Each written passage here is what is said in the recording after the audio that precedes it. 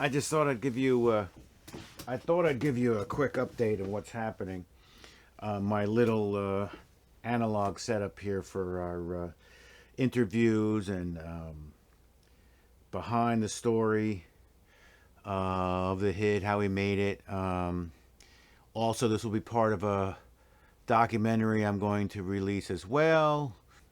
I thought it'd be neat because I watch them. I watch them all the time, like on Tubi, all the directors, all the how tos, and I love it. So I figured, why not? Anyway, this is my analog setup. This is no green screen. I don't do things like that. This is obviously a projector. I have a little old projector through a laptop with an old VGA cable. I mean, this is high tech stuff here. And this is, now with this big dome light, any kind of white thing is no good because it just reflects it all. So I was screwing around it. It's too dark underneath just on the black. And what we're going to do, we need to be able to see it a little bit. I just think it's fun to see a little bit. So I use this. This is that paper I told you about. You know, that's in the movie. It's what we use for the dining room scene with Helen's dining room.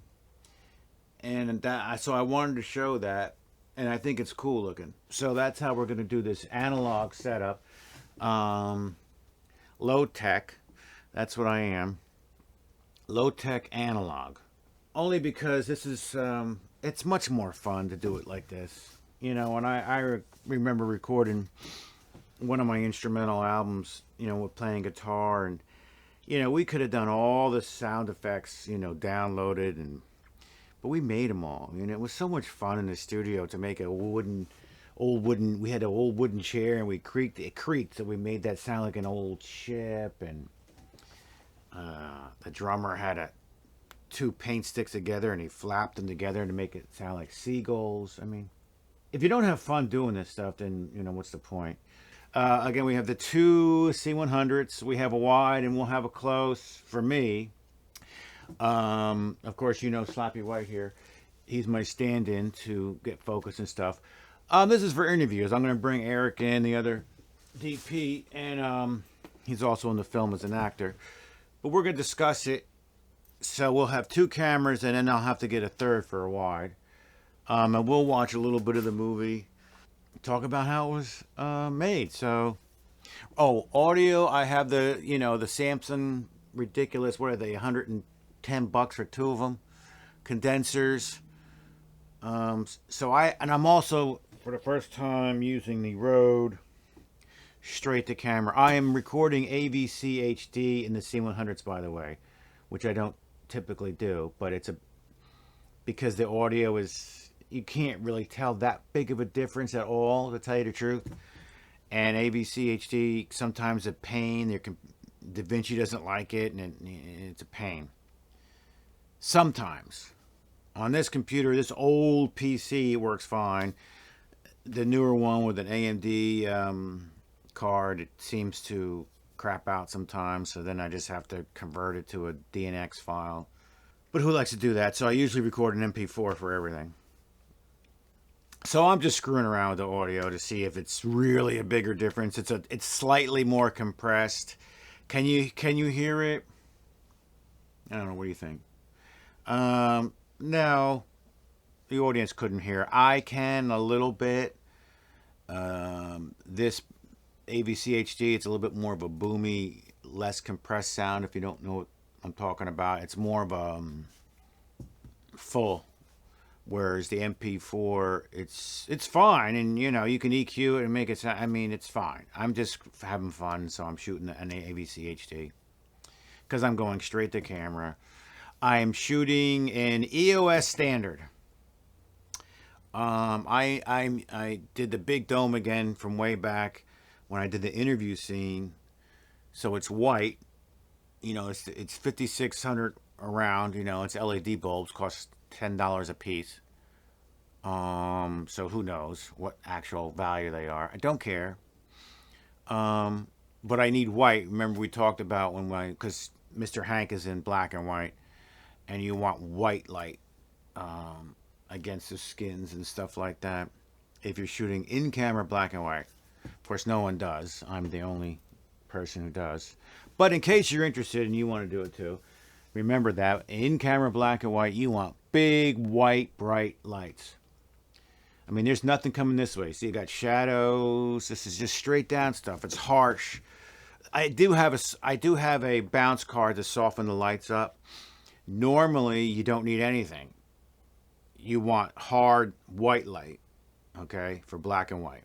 And we're testing some things out. What does it look like? You know, if I cut to close up or wide, audio. Right now we're going to listen to, this is the lav going in directly to the camera. And now we're going to listen to the mic going straight into the camera. And we'll see. Maybe I'll use both. Maybe I used one. I don't know. I've had some trouble with the go-tos. I'll tell you a quick story. So when I was going to lav everybody up for the cabin scene, because remember I had 4 mics set up to capture the room.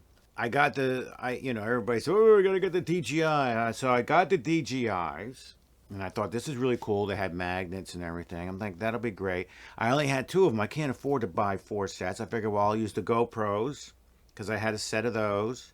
Not GoPros. What the hell are these called? Oh, Rode, the Go-2s. And so I had 2, and then I'll get the DJIs. Well, here's the thing that you found out. I found out, and then I researched it, and sure enough, everyone was using those DJIs without putting a separate mic in, external mic. And when I did that, a big hum was there. And then I researched, and I found out that it has to be a certain mic. You just can't throw in it, because I have giant squids, which I love. And these are the Rode mics that came with the Rodes. And the giant squids wouldn't work. The Rodes, I think the Rodes did work, actually. The Rode mics worked on the DJI without any hum. But then that means I'd have to buy more. So I was like, that's it. That is such a design flaw. Shame on DJI, whatever the hell they're called. They don't tell you that, because everybody's using these things, like the separate capsules where they click them on, and no one was plugging in an external microphone. And now I know why. So I sent them back, and I said, the heck with it. We're going to go off the cuff, and we're going to use just the room mics, because I like that sound better for that situation anyway.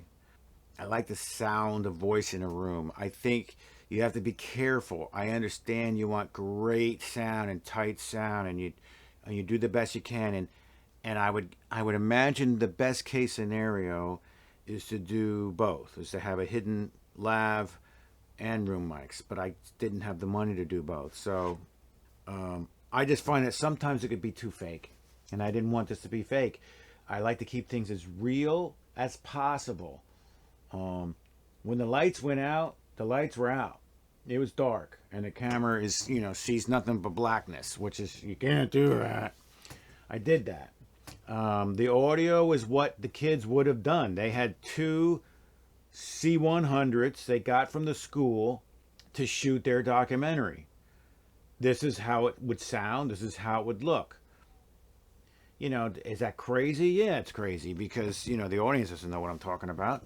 But what I'm saying is, it's what I felt comfortable with. It's what I thought it would be. If it was more true, I mean, if I had, everything perfect, it's not how it would have been.